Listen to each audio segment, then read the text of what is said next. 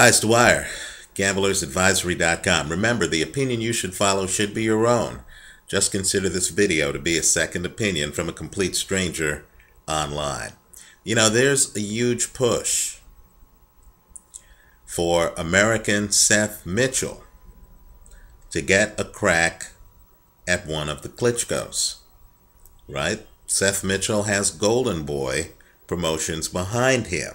He was on HBO on the undercard of the Chad Dawson-Bernard Hopkins fight. We keep hearing about Seth Mitchell being unbeaten, right? And of course, he delivered with a third-round KO of Chaz Witherspoon yesterday. You know, let me just say this, and I understand Seth Mitchell started his boxing career late, right? And so there's a little bit urgency, time-wise, for him to get a title fight. But let me just say, you've got to be kidding me. You're fighting Chaz Witherspoon. You know he's a righty. It's the first round of the fight. You would think that I would protect myself from Chaz Witherspoon's right hand, right? Well, I encourage everyone to take a look at that first round, right? Because Seth Mitchell gets caught flush with several Chaz Witherspoon's right hands. Several.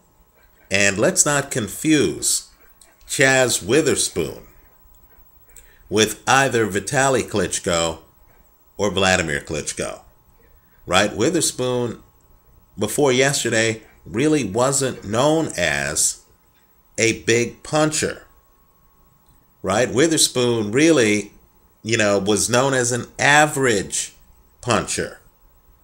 And here he was about to take out Seth Mitchell. Let me also point out, too, that Mitchell was so shaky in that first round, and I mean he was so shaky in that first round, that during the telecast, people were talking about Mitchell's legs buckling. There was talk about Mitchell taking a knee. That's how shaky he was, right? And Mitchell didn't exactly look like he had the ability to clinch on demand like Bernard Hopkins, right? Nor did Mitchell move around the ring that well where you thought, oh, wow, he's hard to hit. No, quite the opposite.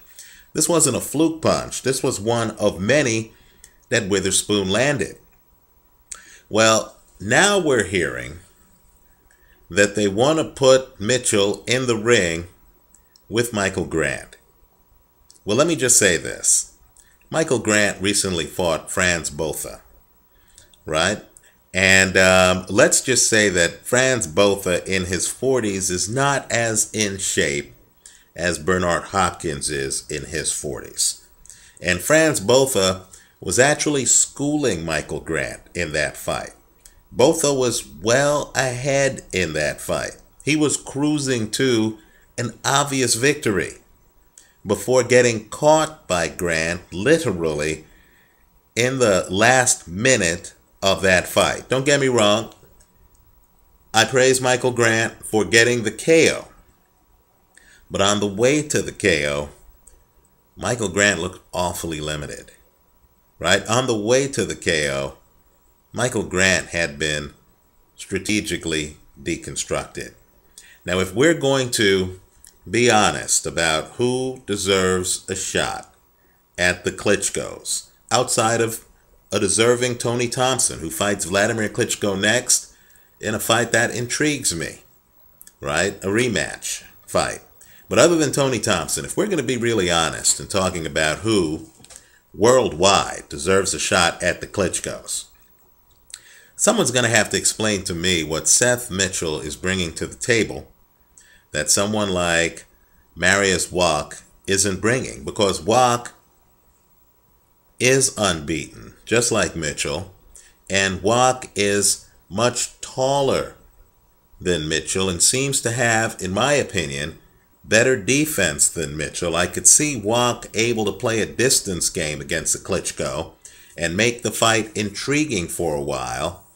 I'm not sure if I can envision that with Seth Mitchell against either Klitschko, right? And if not Mariusz Wap, then how about Alexander Dmytrenko?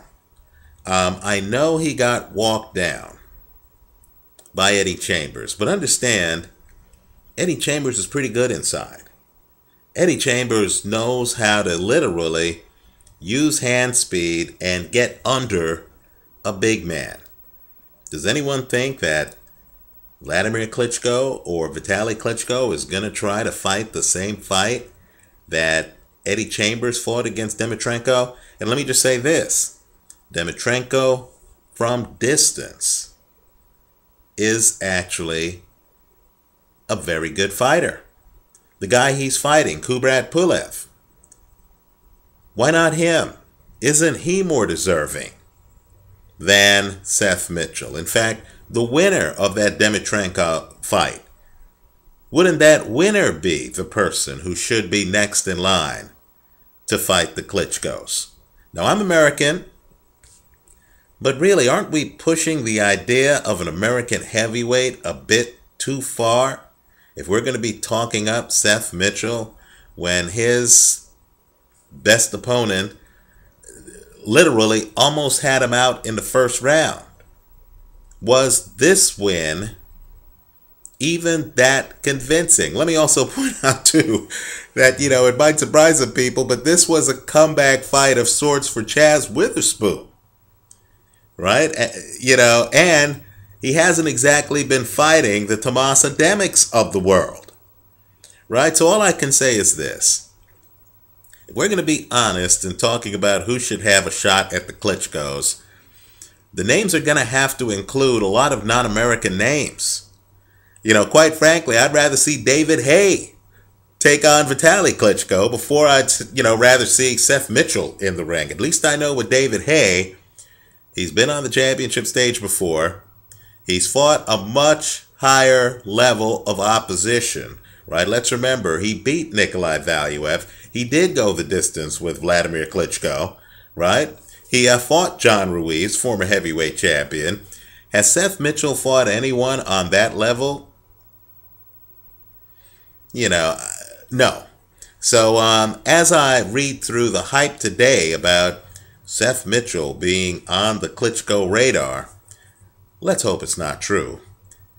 Maybe one day Seth Mitchell will be on par with an Alexander Dmytrenko. That day is not today. Okay? Let me know what you think. Leave your comments for me here online. Hey, I'd love to see American heavyweights back in the mix if we earn it.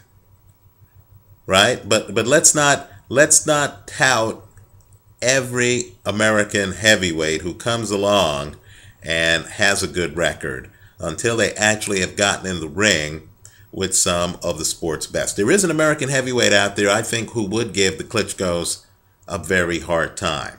In fact, quite frankly, I think there are a couple of guys, in fact, 3 guys who I think would give the Klitschkos a hard time.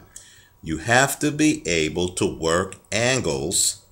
You have to be able to get inside, right? Few, in my opinion, can get inside better than, yes, almost 50-year-old Evander Holyfield. I think he would be a better matchup against the Klitschkos, a more competitive matchup than Seth Mitchell, right? I believe Antonio Tarver, who would love to have a shot at the Klitschkos, who's a southpaw, who actually plays angles and who has great defense, would be a better matchup for the Klitschkos than Seth Mitchell. And let me just say, and I know I'm going to lose credibility here, but I'd love to see, and keep in mind, these guys are over 6 feet tall, right? If, a Bernard Hopkins were to decide that he wanted to be insane and fight a Klitschko, I believe skill-wise, Bernard Hopkins would be able to give particularly Vladimir Klitschko a lot of problems because Bernard can come inside almost on demand. And you have a guy who can come inside, who knows the angles. Understand, once you're inside, you're neutralizing a guy's length. You're neutralizing a guy's power. A lot of guys can throw an overhand right, but can't throw a short hook inside. Right? I believe of Bernard Hopkins, and I believe of Chad Dawson. And keep in mind, again, Chad Dawson is over 6 feet. Don't fixate on the weight. Fixate on the size of the guy. I believe those guys would give the Klitschko brothers a much harder time, quite frankly, than Seth Mitchell. Let me know what you think. Leave your comments for me here online. Visit us at gamblersadvisory.com. Thanks for watching.